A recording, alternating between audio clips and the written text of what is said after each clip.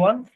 Thanks a lot for joining today. Hopefully, you all had a good bank holidays. So today we have the pleasures of having David Entwhistle to give us a talk. To give you an introduction about David, he's a synthetic chemist who did his PhD back in 1994 under Steve Lay's supervisions. He then did two postdocs before um, joining into an industrial career at Pfizer Process Chemistry in 1998, where he worked on many early to mid clinical phase APIs. In 2012, he left and joined Codexis, where he led the process chemistry department for 11 years. He's conceived and had oversight many diverse enzyme screening and engineering projects across pharma and other enzyme applications. So several of these programs has culminated in the implement commercial processes at the client site. From 2025, he's joined the Codexis Client Technical Service as a senior director. So today he's going to tell us about enabling complex pharmaceutical intermediate and API synthesis with engineering enzymes. I'm going to hand it over to him now, and I will face in the background until the end. If you have any questions during the talk, please put them into the chat box, and we will read them out at the end. So, David. Hey, can you hear me okay, Bal? Just Yes, one last check. excellent. Okay, I will take it off. Thank you very much for the introduction. And thanks, Alan Stephen, for the original kind of outreach from who's from GSK to talk today. So I'm going to kick things off and just say, I am speaking today as an employee of Codexis. So I'm just going to talk very quickly about the company. Founded in 2002, located in Redwood City, California, about 30 miles south of that bridge. We're traded on the NASDAQ stock exchange. We're in the heart of Silicon Valley, have been there. So next year we'll be up to our 25th birthday. So what is it that we do? Over the years, we've had many different business areas, but a defining thread all the way through has been to help our clients, pharmaceutical clients, develop processes for intermediates and APIs that used advanced engineered enzymes. So I've got three examples here that we're kind of quite proud of that have won Green Chemistry Awards over the years. So the first three left to right are what was called the EPA Presidential Green Chemistry Award. Now it's the ACS Grand Challenge Green Chemistry Award, I think. And so we've won that ourselves for atorvastatin, one with UCLA for simvastatin, with Merck for sitagliptin, and the one on the right was co-won with BMS for a different prize. That's an ACS Green Chemistry Institute prize, the Peter J. Dunn Award. And Codexis enzymes have actually either been the starting points or we've actually engineered enzymes for actually several other winning entries, but we didn't have our name on the prize there. So something we're very proud of is that some of our enzymes and processes that we've been able to, or our clients have been able to develop using the enzymes we've made, have had a history of sustainable development. And so I think what I'll try and do today is, obviously I'm giving you all Codexis examples. I'll try to, not make this a sales pitch for Codexis, just really to give people an idea of what can be done, and there are definitely other companies who are in the area who I'll grudgingly sort of try and, well, maybe not by name, but say other people can do things. So before we move on, how do you engineer an enzyme? I apologize if this is like an old slide. I haven't actually used it for a very long time.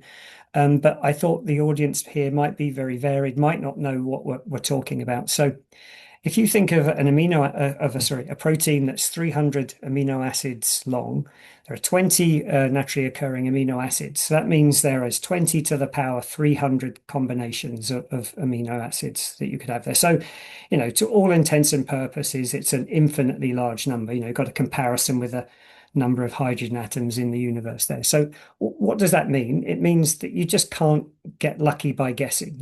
Any guess that you make that is uneducated is ended in failure. So how do you make an enzyme better? Well, my joke is that you always cheat. You actually start from something that's got some activity and you make it better.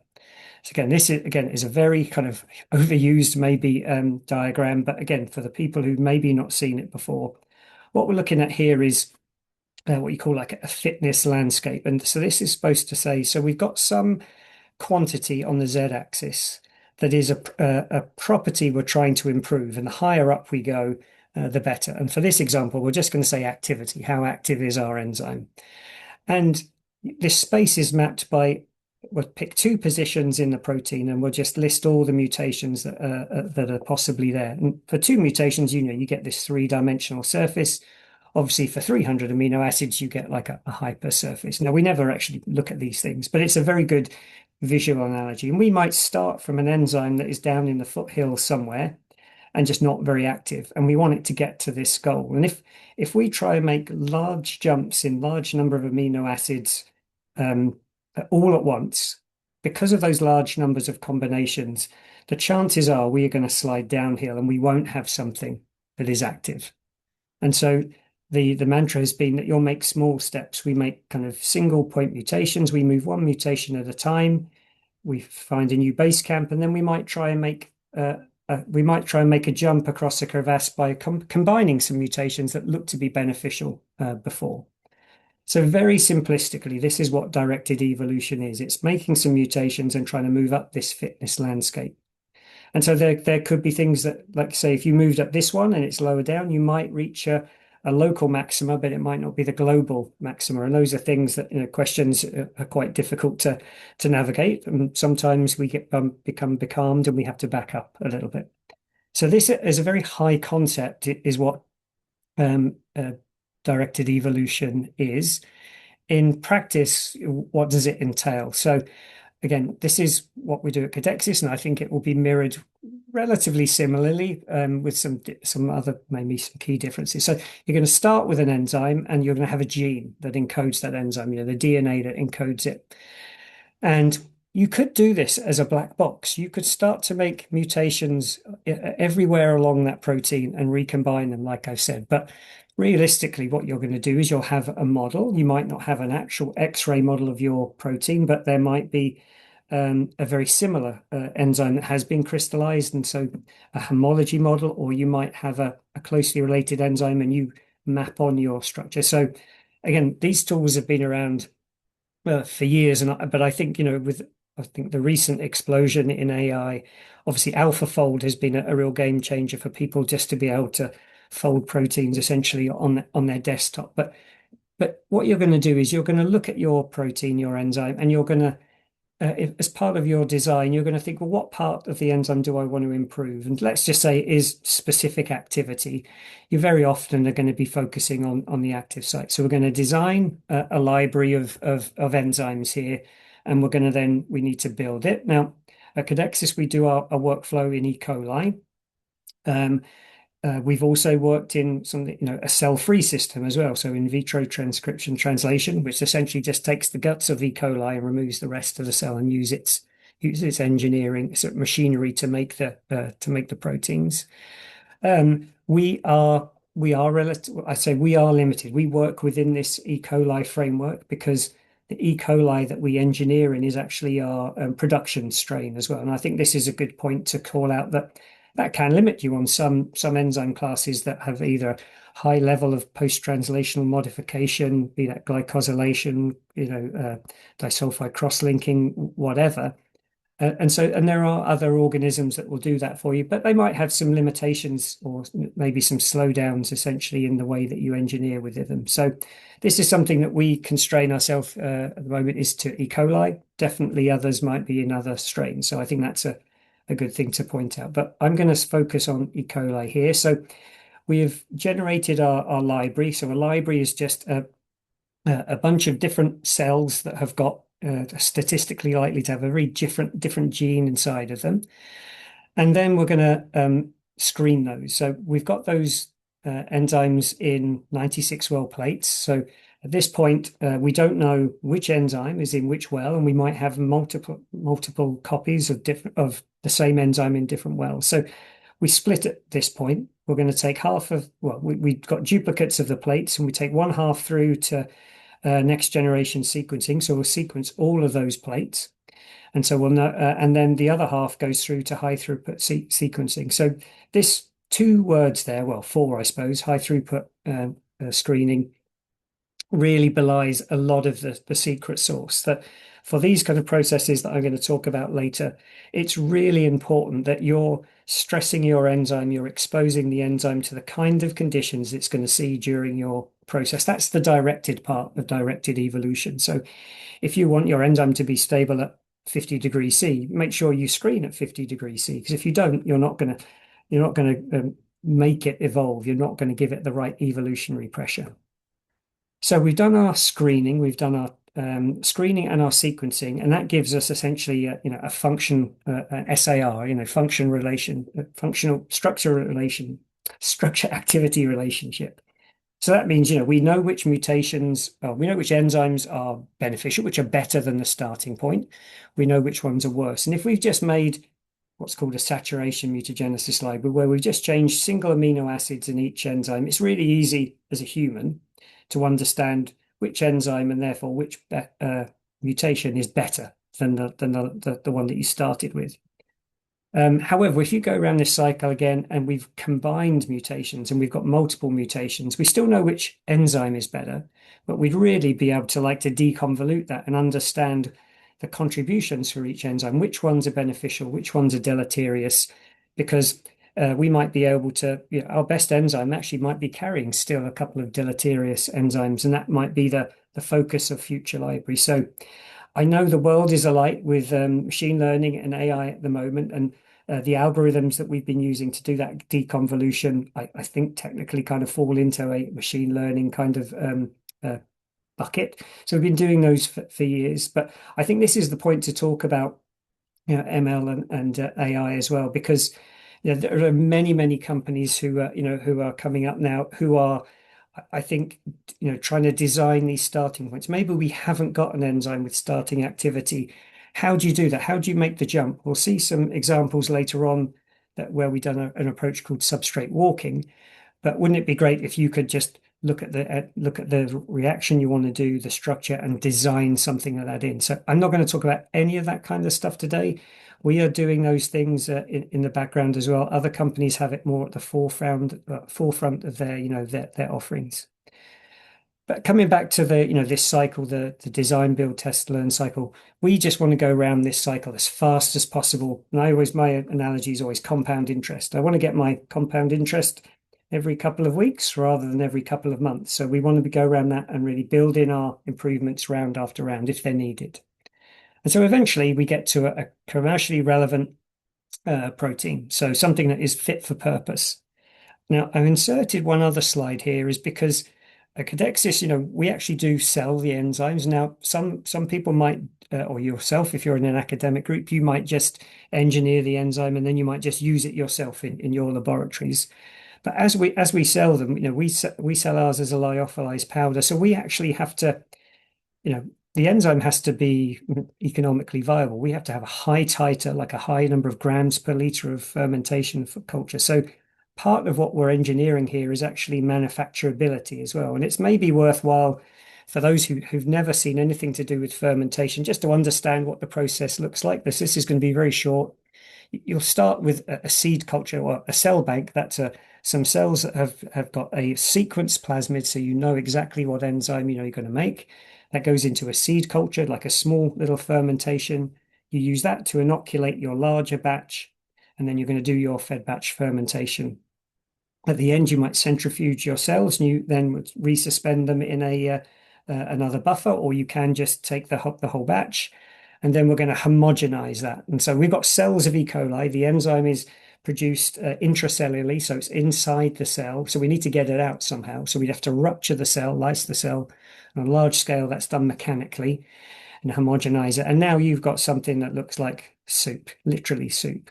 So we're going to add a flocculant to that. That's like usually a polyamine that helps bind negatively charged polyanions like DNA.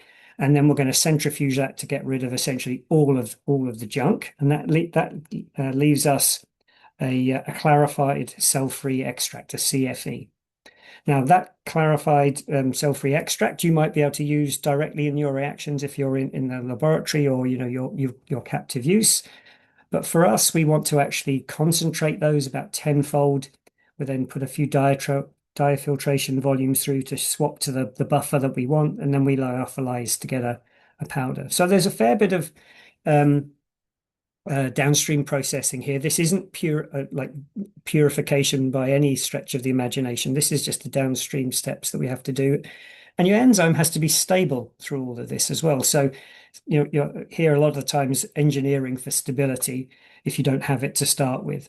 And that's part of the reason it needs to be stable in your process, but it also needs to be stable when you make it as well.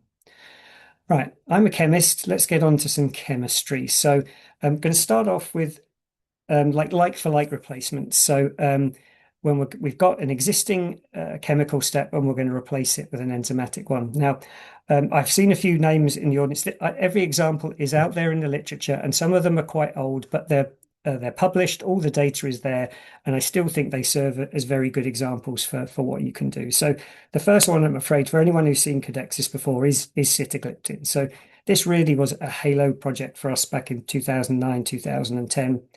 Merck had already won a green chemistry prize for their Josephos, T-butyl Josephos mediated asymmetric hydrogenation of an enamine that didn't carry an amide on the nitrogen. But they were realizing as the demand of this API was going up that there wasn't enough high pressure hydrogenation capacity worldwide, and they looked for an alternative to that. And so the transaminase is an enzyme that can take a ketone and it can use an amine donor, and that's isopropylamine in our case, and it essentially can swap the carbonyls and the amines around. I'm not going to go into the mechanism. I just want to try and get through as many examples as I can. It's going to form the amine, and then that's the API step. It just needs to salt and drop out. So what does the enzyme need to be able to do? It needs to be thermally stable. It might want to run this at a relatively high temperature. They want to run at high pH as well to control the rate and also some impurities. And the original route, which I'll go back to, not a bad E, but it was not high enough. So it actually had an extra recrystallization at the end to get the E up to spec. And so the ideal case would be that we could get the E up to, plus 99.5% E, like straight off the bat. And so the initial screen, like I talked about, trying to get into the foothills, we didn't see any desired activity. So where do you go from that? So you can just look for more enzymes. You could do a much wider screen. And I think nowadays with, I think the advent of like metagenomic analysis as well, I think there is, access to thousands, if not millions of enzymes. So you might go for a much broader screen to start with. So maybe this situation will happen less and less in the future, but I'm telling you what happened back in the day. So we didn't have any desired activity. It might be difficult to see, but this is the substrate bound, and the trifluorophenyl group is clashing with the backbone of the enzyme here. So what was happening? It was screened with a truncated substrate, so just the methyl here rather than the trifluorobenzyl group there. And in the first round of activity, we actually saw, first round of engineering, we saw some activity.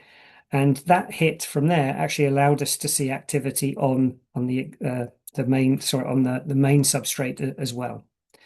So this just comes straight from the paper. Really, I'm just going to hide the pictures. We don't need everyone's pictures. Okay, so what I'm trying to do here is just give people a sense of what do you do as you run through an evolution campaign? How do you stress the enzyme more? So this is the substrate concentration here, and you can see that we're always pushing. Like I said, Merck's design criteria was they needed this to be high throughput. Like that means like a high space-time yield. Number of kilos per liter per hour needed to be high because they knew this was going to be a very high demand API. So we started at 2, and at the end of the screening, we're at 100 times higher at 200 to 275. The isopropylamine is this IPM, is the amine donor, and we've gone up to 1. The final process will have 2 molar. You can see that again, because this is a bit of a grease ball, bit of lipophilic, we needed to get some solubility there, and so it was methanol to start with, and then a switch was made around 6 because there was downstream processing with DMSO would allow this to be worked up. And so this process, finally ran with 50 volume% of DMSO. Without belaboring the point, same thing on the pH. pH pushed up to 10, which is the design criteria, and high temperature, 45 degrees. And so we went from zero activity, to a commercial catalyst in close to a year. I think this is the key thing here, that 53% higher productivity. So for the process chemist amongst you, that is, this 275 grams a liter is 3.5 volumes, so 3.5 liters per kilo, which is a pretty concentrated reaction. But the most telling part for this was that it allowed Merck to produce the API. They didn't have to go build a new plant, which is a slow and expensive process. So this is an example of a transaminase replacing an initial chemical step. I've got an example now. Again, this is an old one, but again, I think it tells a very similar story. This is an intermediate montelukast. Again, a big grease ball of a molecule, and we're going to want to do this in aqueous solution. When you look at it chemically, there's not too many reagents in this that will selectively do your ketone. And so the historical reagent was diisophenol camphenol borane chloride. So, a stoichiometric reagent. And so what we really wanted to be able to do is replace that with a keto reductase. Now, there was a report of a wholesale transformation, but a very, very low productivity. So again, we screened our K-Red collection that we had at the time. This was, I think, back 2008, 2009. And we had one with enough activity we could see and perfect enantiomer activity. By that, I just mean we couldn't detect the other enantiomer on the HPLC method. So again, a similar story here now. So again, how do you kind of develop your enzyme? How do you pressure it over the rounds to do what you want it to do? So the enzyme itself wasn't that thermostable. Now, again, I think now with much larger collections of enzymes available, you might have actually focused on enzymes to start with that are already thermostable. Thermostability is quite easy to build in. So, that's what we did back in the day. But, there are different approaches that, you might approach now. But this is the approach that we took.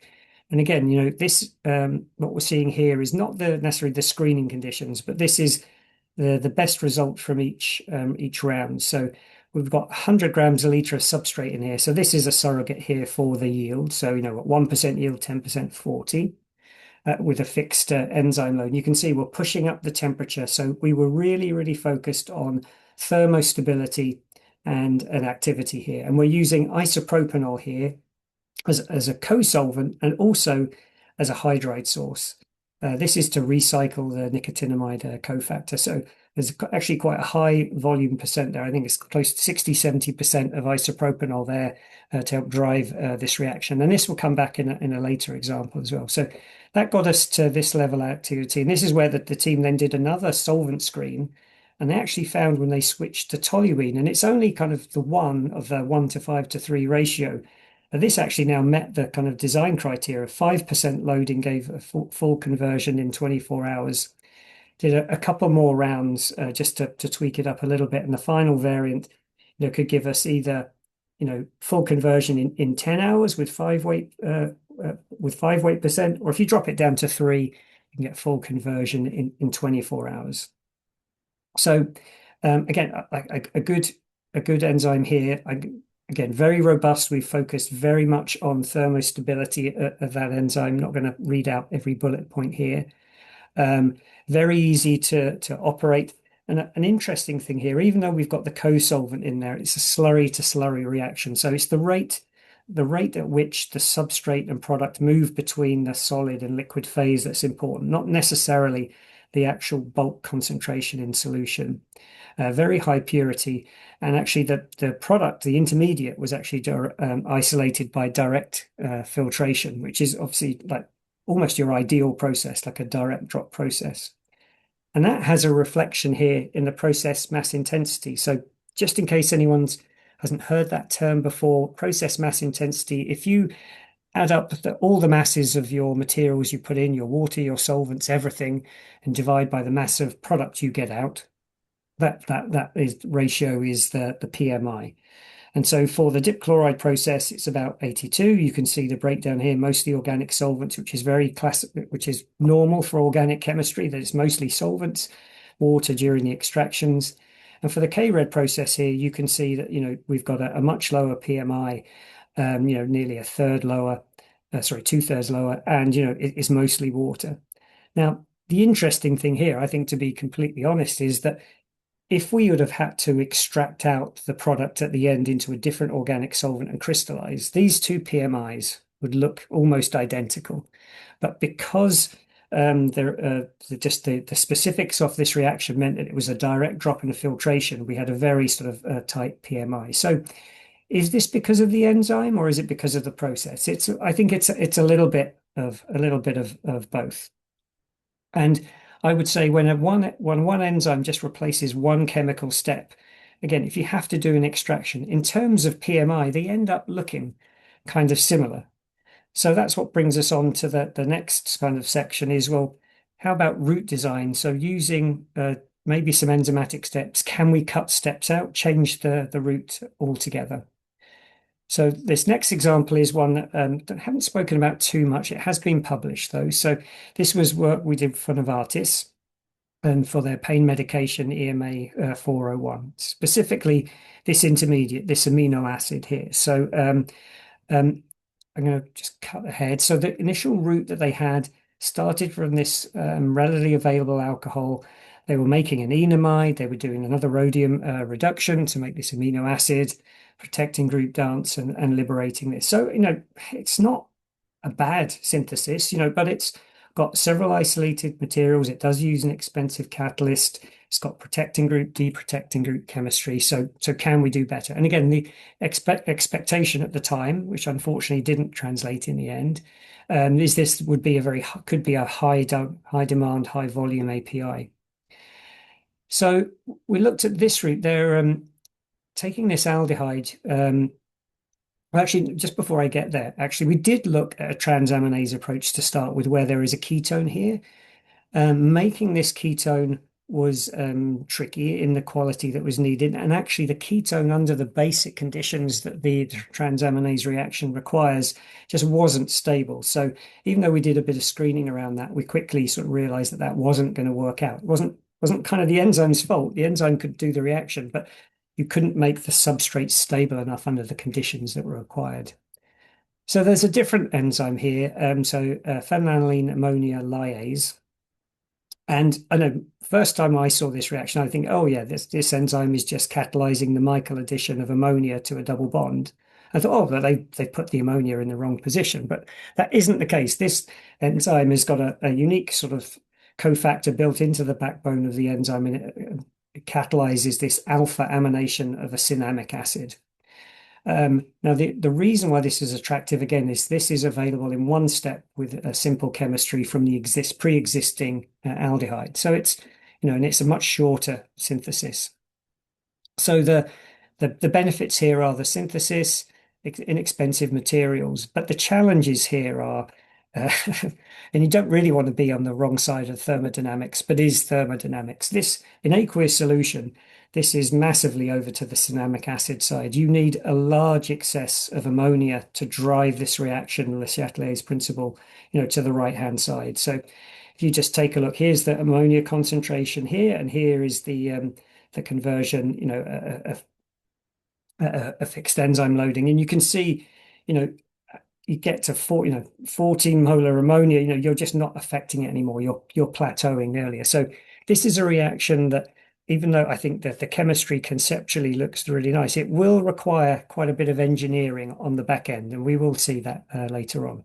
But still, I think a fascinating transformation. So we started off, and we were in a very similar situation to what we were with sitagliptin, is we had an enzyme that was active on a surrogate, a truncated substrate that didn't have the benzyl on the aromatic ring, but had no activity on the desired substrate. And so our first saturation mutagenesis library, we screened the desired and the surrogate substrates in parallel. And actually what happened was, in the first round, it's always good. We like to talk about the fold improvement, like how much better the enzyme is than the starting point. And if you've got an enzyme that essentially isn't active, it's like infinite. You can put really stupidly large numbers, but it just means you had a really bad enzyme to start with. So we saw the desired product that we wanted out of this process. And so that's what we took on. We didn't have to go back to the surrogate at all. So we completed 11 more rounds after that. And so going to do a similar thing here, I know it's a busy slide. So we're going down the rounds here, and hopefully it's signposted a little bit with the arrows. So here we've got this is the lysate load is a surrogate here. This is actually the screening conditions. This is just a surrogate for how much enzyme is going in. This doesn't mean weight percent. This is just what we do in high throughput. You can see as we go through the rounds, we kept a relatively low substrate loading. I think this is a couple of grams a liter, so still pretty dilute. And we've got 1 molar ammonia coming in from a carbonate source, so ammonium carbonate. And what we had to really do here was stabilize the enzyme to high concentrations of ammonia and also the substrate, because they were found to be inhibitory. So we just need to push as much substrate into solution as we can and select the variants that are less inhibited than others, that give higher conversion than others. You can see down round 3, we've now sort of jacked the temperature up. We need to make sure that we keep the pressure on it to stay thermally stable. Down at round 6, you can see, 5 and 6, you can see the substrate concentration going up. We've made a swap to ammonia sources from carbonate to ammonium carbamate, because of the amount that you can jam in. You're very limited on the amount that you can get in with carbonate, and you can get a bit more in there if you use the carbamate. And on large scale, Novartis, or on their test run, they actually did, I think, just use concentrated ammonia that they sort of put in and pH adjusted. But for what we had to do in terms of high throughput screening, we needed to challenge this with as much ammonia as we could, because we knew that's what the process was going to need. So again, I think we can just run through and see, similarly to what we've seen before, we're dropping the enzyme load, we're increasing the substrate concentration, and here at the end there, I'm not sure why, I can't remember now why we had to drop why that dropped down a little at the end, but absolutely we needed to keep the pressure on this for ammonia toleration. And so I got one video here. I haven't got too many videos or things with the actual mutations on. So this enzyme is actually a homotetramer. So the different colors, that's the same protein sequence that by 4 of them form the active enzyme. And let's see if it will play.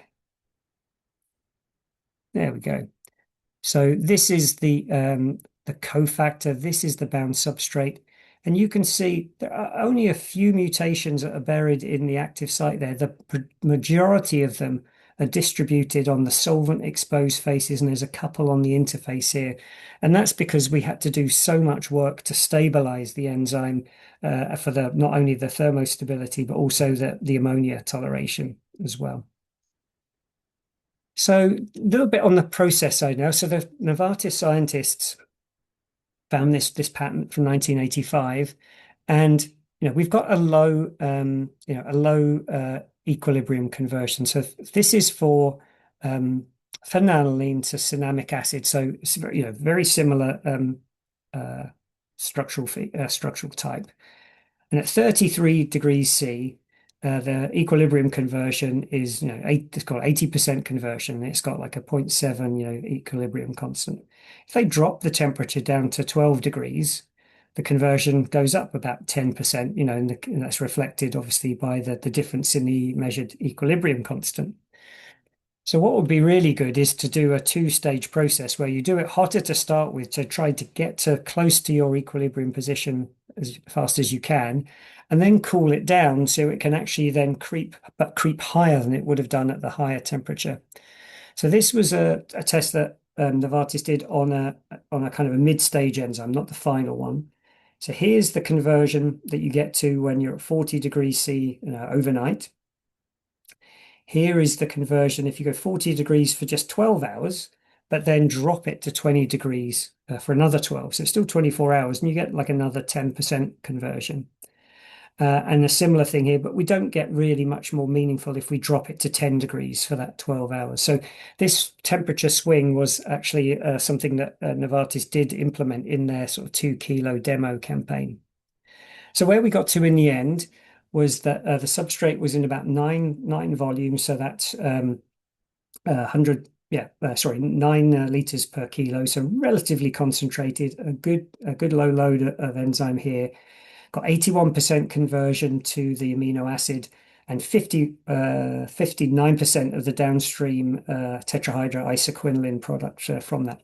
Again, an anti-selectivity perfect. In this case, you just don't see the R enantiomer, and that's in this case it will be difficult to do. We've looked at these enzymes to try and flip the selectivity, and they really just like the natural selectivity. Um, and it would be a whole talk in itself, but this is just a figure from the process chemistry paper from Novartis about what they had to do thinking of the future about how would they reuse and recover this ammonia, because there's such an excess, it would be very bad just to throw that away every time. And they did a very, very diligent job on a 2 kilo scale of sort of demoing this. Unfortunately, the compound didn't make it. They did a lot of work, and they were very good I think, to publish it all afterwards. So again, I think this is a good example of a single enzyme transformation. You're replacing several steps. And I'm just going to talk about one more of those, and we'll see how the time goes after that. So this one that we've spoken a fair bit about recently. So this is a compound we worked for, or a process we worked on for BMS. Their idiopathic pulmonary fibrosis drug. It's in phase 3. So they had an existing route, high PMI, low yield. It's the usual story that the routes that come early on, aren't developed to. They have a different reason. They're there to be divergent rather than convergent. They developed a second generation route that has a much higher yield and a much lower PMI. And I think the key difference for us is that rather than this syn sulfonate ester, they now require this trans hydroxy acid, and being able to use this is a key part to what actually enabled the process. So BMS screened enzymes. I think they definitely screened ours, and they screened others, I believe. And they found a beginning of a proof of concept. So what they wanted to do, here is the product they want to make. They want to make this asymmetric alcohol by reduction of this ketone, and they want to install this asymmetric acid by doing an ene reduction. And so this is going to be an ene reductase, and this is a keto-reductase. So they screened enzyme kits, and they found a proof of concept with Codexis, K-Red, and an E-Red. And I'm doing this one a little bit different order, I think, just try and mix things up a bit. And this is where we got to at the end of engineering, when we finished and had finalized an enzyme. This is where we got to Codexis. This is the target. So we were a little bit under in the substrate concentration. We're a bit over. Sorry, we're under, which is not a good thing. We didn't quite meet the target for the substrate concentration. We are over on the enzyme load. We're under on the cofactor recycling. We're good on the enantiomer selectivity, the diastereoselectivity, selectivity, and there's some chemoselectivity in there as well. This is a good point to just point this out here. So on the keto-reductase that we talked about earlier, we used isopropanol as essentially the hydride source. So that drove the keto-reductase, and that keto-reductase here could actually drive the cofactor recycling for the E-Red as well, because that's nicotinamide dependent too. And so this is a kind of warts and all, and we told the story a few times. So it's not been published yet, so I haven't got the numbers for you. So we did a couple of rounds of engineering on the E-Red with the isopropanol and K-Red as the cofactor recycling, and we had a very shallow response here. So what that means is that we could see, if we just extrapolated the improvement we got on that E-Red, it would have been a very, very long process. And so I think we and BMS went back and looked at this GDH, this glucose dehydrogenase glucose system, and they found that actually they were getting much higher conversions with GDH glucose than they were with the isopropanol system. And really annoyingly, actually better conversions with the starting enzyme than with the enzyme that had just gone through 2 rounds of engineering. But we'd engineered it to tolerate isopropanol. So it wasn't using the mutations we actually given it. So this is a case where you have to admit failure, and you just say, well, the enzyme we started with under the new conditions that the client really wants to use is the best one. So we just go back to the beginning. And when we did that and we engineered, we saw very rapid improvements, getting us to where we needed to be. Along the way, with feedback from BMS, we thought we saw, or they saw, that substrate inhibition was an issue. So we were always trying to push that substrate concentration as high as possible. And there was a hint as well that maybe the glucose concentration and the byproduct gluconate was also inhibitory too. So we did some rounds where we actually sort of spiked those in as well. And the rest here were really about just keeping activity and stability until we got to the last round. The ketoreductase, it was stable enough under these conditions. It just wasn't quite active enough. It needed a couple of rounds to get it to where we needed it to be. So this is what it looked like for BMS. This is their full route to make the starting material. And here is the GDH and the cofactor recycling actually drawn out properly, so you can see what I was talking about earlier on.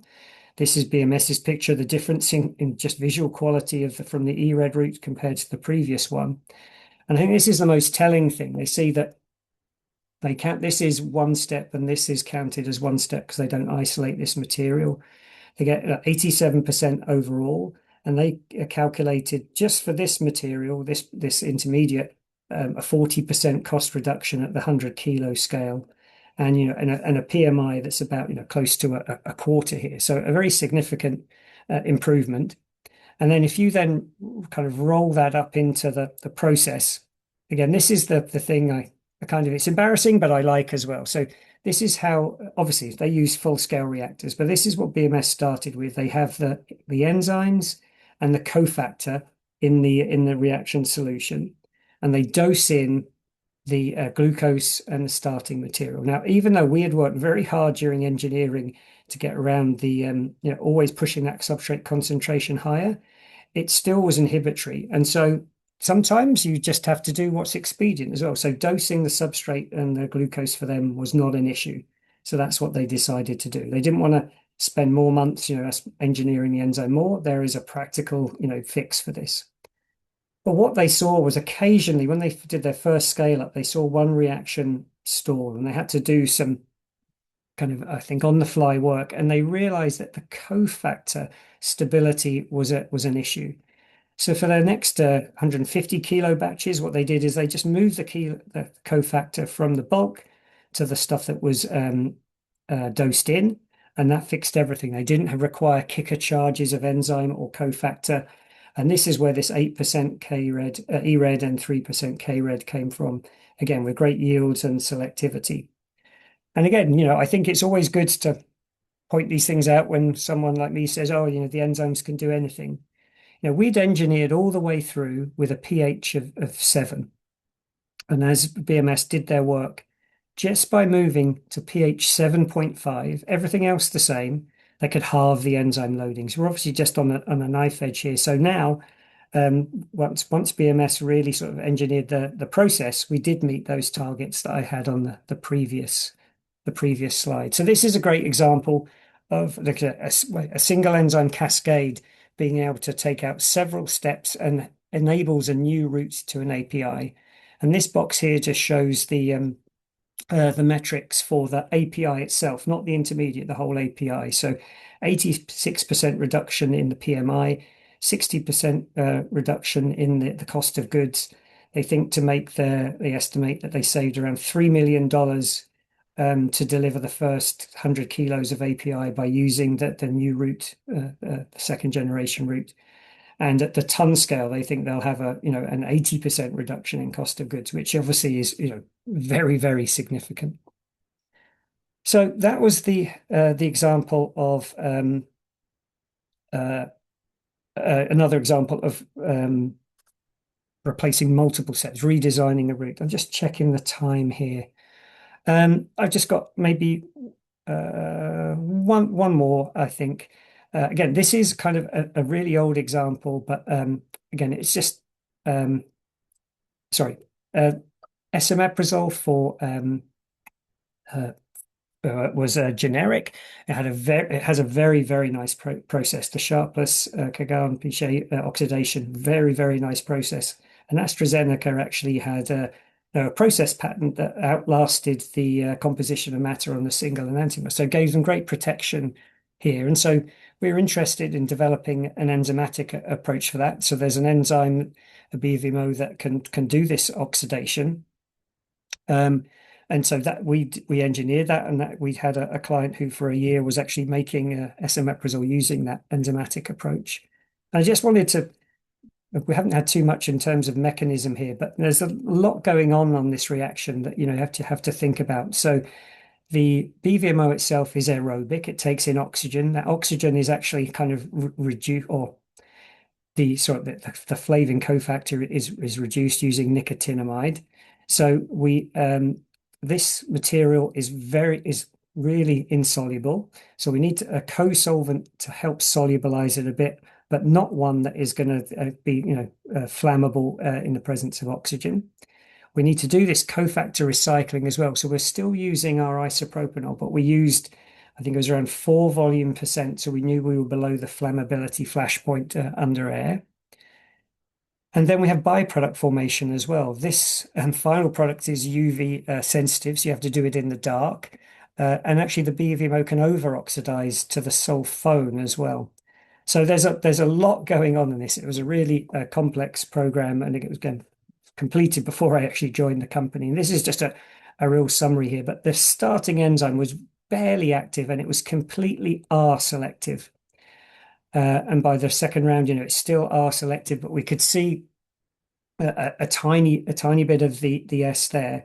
And again, just by staying in the active site, I believe it was 1 or 2 mutations in the end, I think in round 3, swapped that to be almost completely S selective.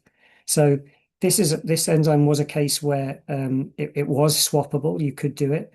And the rest of these rounds where we were wrangling all of those issues that I just described on the previous one, different kinds of inhibitions, mass transfer, making sure we could tolerate the solvents.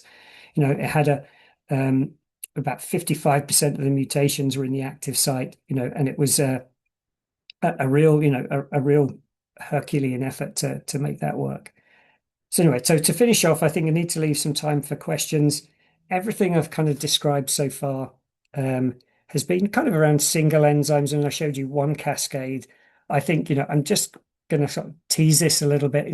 We've been lucky to have very good collaborations with Merck over the years, and they have, I would argue, have pushed the limits really on what you can do with enzymes, for pharmaceutical manufacture. So I'm showing you some examples here where we were responsible for engineering the enzymes for them.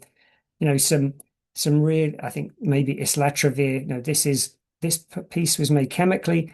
Then the rest is the 1 or 2 pot process that is just completely enzymatic to make this nucleoside inhibitor. I think this cyclic dinucleotide is if you think about how you would put that together chemically, the protecting groups and all the chemistry you'd have to do, be super challenging. And in the end, mixing these 2 materials together and using an enzyme cocktail to generate these triphosphate intermediates that you then use an engineered enzyme that sticks these together in a asymmetrical 3,5,2,5 composition is really very difficult. Obviously, we have a admilparant intermediate here. Sometimes the small molecules can be the difficult ones as well, and didn't get a chance to talk about this one. And I think if anyone has seen Merck's inclisityde paper, I would definitely recommend you go look at that. The work that they did on that, is truly spectacular and shows what you can do. I think if you have the will and the need, I think, to really engineer enzymes. So I think with that, it's just down to me to do my acknowledgements. It's too many people to acknowledge. I'm sorry, but the protein engineering, chemistry, analytical, computational, the picking, manufacturing, project management, legal, and execs as well at Codexis. A big thank you. All these slides, all the work that other people have done, I haven't done any of it. And mainly, I think, to our clients over the years who've trusted us to be partners in improving their processes. And that is it. So I think I've left enough time for some questions. I hope that's been eye-opening for some people. Thank you. Thanks a lot, David. That certainly has been very interesting and impressive to see. I'm aware that you didn't have time to go into the details, but it's very clear that you've shown that the step from directed evolution to an actual manufacturing process is a lot more complicated and interesting than most people expect. Anyway, we have a lot of questions in the chat Okay. box, so I'll try to read them out. Um, Okay. Maybe we have enough time to go through them all. So we'll give this about 10 minutes. If we run out of time, I'm going to apologize to everyone. So first one is you've shown some example of introducing chirality to API and enzymes are really good for that. As drugs are getting more and more complex, sometimes even a simple ester hydrolysis step can get difficult. Do you see enzymes playing a role there? Or do you think that enzyme will remain too expensive for that? I don't know who this Eric de Vries guy is. I've never heard of him. Eric and I know each other very well. I I do I think it is, the sexy chemistry has always been like the chirality. I think the problem maybe as a company who is, let's be honest, who's trying to sell you a technology is there really has to be a need for it. And if it's competing against an existing chemical technology, it doesn't just have to be as good, it has to be better because it's too risky to change. But Eric makes a good point. I think it doesn't have to be all about stereochemistry. If you can do, let's say, a selective protection, if you've got a peptide and you could selectively pick out one lysine and put a group on it, conjugations of antibodies, some of the chemo work, you get multiple attachments. I think things like conjugations of chemistry where, it can be done chemically, but it might be better done enzymatically. And so I do think there's a role there for enzymes doing the less, let's call it sexy chemistry, but it still has to have it has to be on maybe a level playing field. If you can do it with sodium hydroxide, there's got to be a damn good reason why, you'd use an enzyme. So I think I'm agreeing with Brian there. Eric there. Okay, right. So hopefully Eric's happy. Second questions. Uh, Keto reduction with K-RAT. So the hmm reaction mass is supposedly heterogeneous. Do you expect mass transfer and mixing issues on scale? I would say it depends. Didn't put it in, but if I can talk about I think you're talking about any enzymatic reaction. We have an example of a transaminase that was run at 100 grams a liter, so that's 10 liters per kilo, that had no organic solvent in, and it's a real grease ball. It's probably only got half a gram a liter solubility, and that runs to full conversion overnight. Now swap to and it's in the public domain. There's a small indole. It's like a tryptophan or tryptophanamine looking substrate. The ketone is crystalline, crunchy and crystalline, whereas this other one is more amorphous. And that one absolutely needs a co-solvent in there and is mass transfer limited. So you really do have to optimize your mixing. And so how I've always rationalized that myself is that it's the rate of dissolution in and out of the aqueous phase. It isn't the amount that's in there. And for these bigger molecules that seem to be more floppy, a bit more amorphous, that rate I believe is higher. So those kind of reactions don't suffer from mass transfer limitations on the slurry to slurry. Maybe if you really, really slow down the mixing, maybe you'd see it, but the client who worked on that never reported it. But this other one, yeah, absolutely would have it. So it kind of depends. And I think it doesn't matter what, say, previous to Codexis, I wasn't, in Denza, and anything that is slurry to slurry is always going to be a worry, entrainment of your product, your starting material in your product. So I think any heterogeneous reaction always comes with its issues. And I think being aware of them and being able to test them at small scale, to scale down models is what you need to do. So I've got examples of both. So yeah, the one I showed, that keto reductase was, to my knowledge, was not mass transfer limited. I think unless you pushed it to the extreme and stopped the stirring. Okay, so I think that should answer that questions. hmm I've got here two questions from Lucas Parbrado. The first one is whether the KRAT and lipase is type of enzyme work well with sugars and whether you need protecting group for those.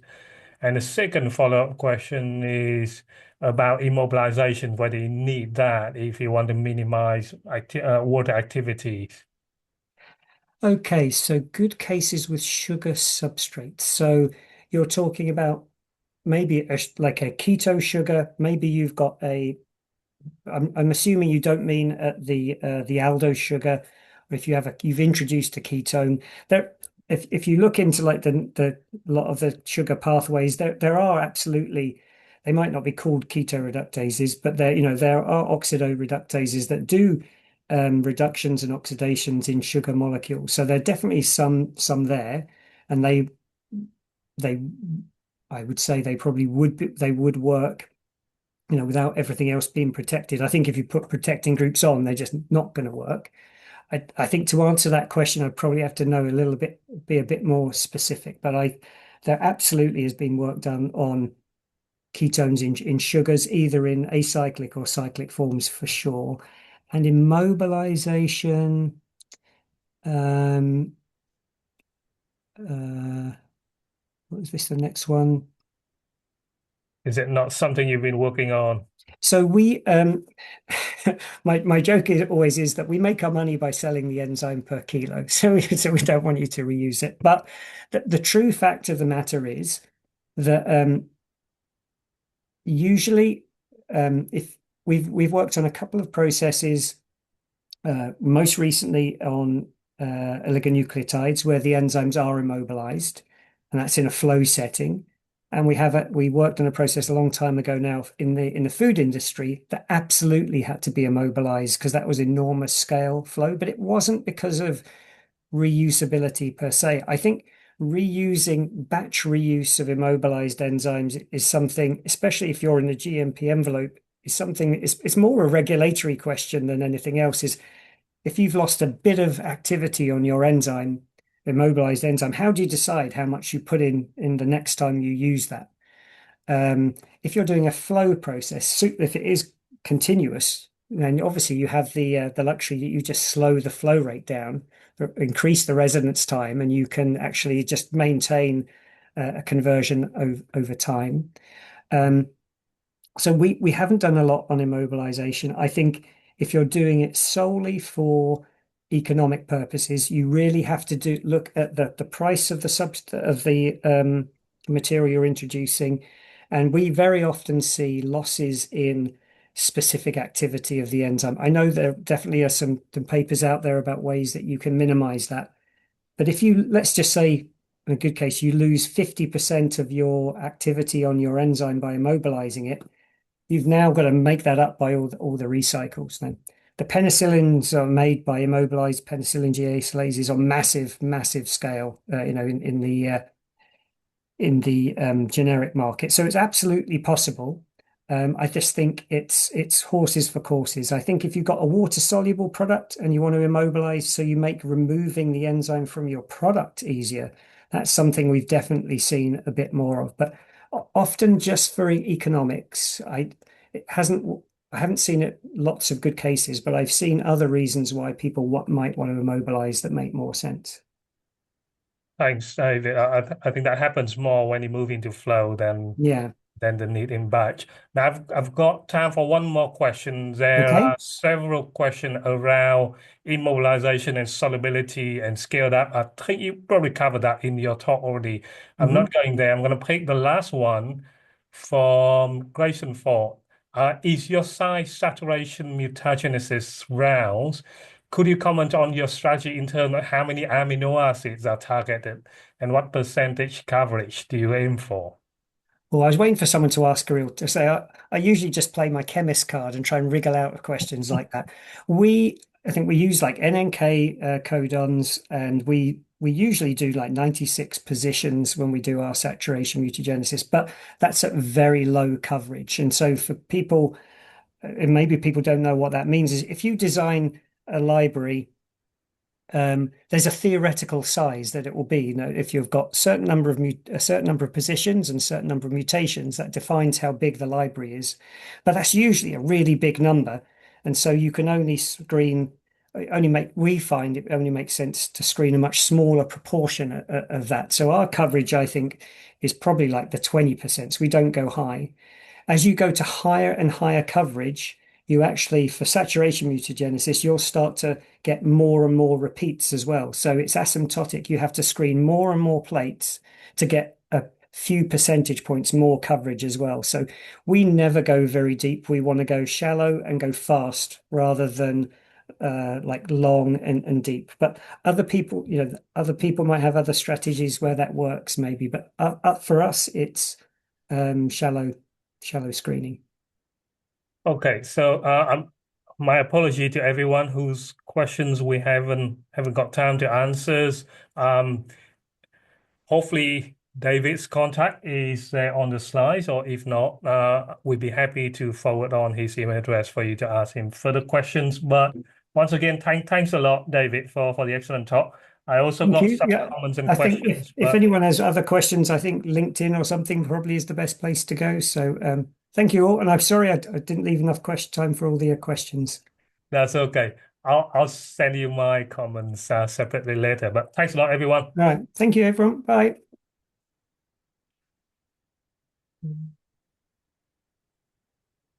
Okay. Bye. Thank you. Thanks a lot. Thank you.